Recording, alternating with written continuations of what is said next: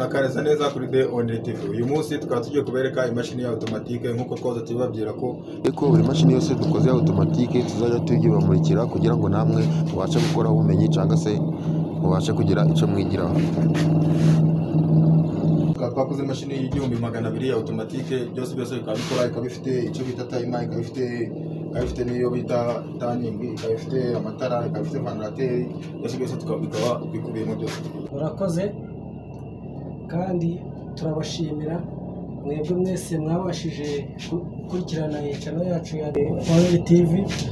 Tukaba twarababwiye ko dukora imashini, ariko ubwoko bw'imashini dukora harimo imashini ziri manuel, hakabamo imashini za automatique, mbese ubwoko bwose wakifuza wabubona.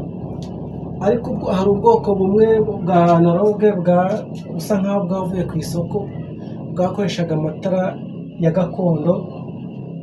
Icyo ngicyo rero cyo cyiciro twagisimbutse, bityo rero tukaba dushaka kugira ngo tubereke imashini nziza igezweho. Mwabona isa neza, ifite isuku, aho wayishyira hose ifite isuku. Hari abazikora ugasanga ni imashini zijagaraye ukuntu nta suku zifite, ariko iyi twabashije gukora ifite isuku. Niyo mpamvu dushaka kugira ngo tuyibatembereze, tubereke uburyo ino mashini ikora, kuko ni imashini nziza ya automatique yoroshye cyane.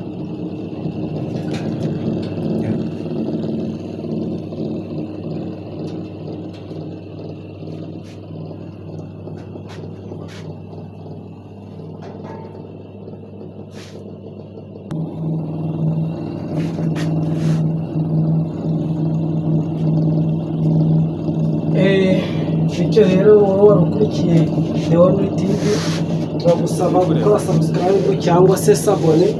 Iyo nimero reba hasi niyo wahamagara ubashije gukenera imashini ya automatique, kuko tubashije kwereka ko imashini ya automatique ntabwo ihenze ku buryo nawe utabasha kuyigura.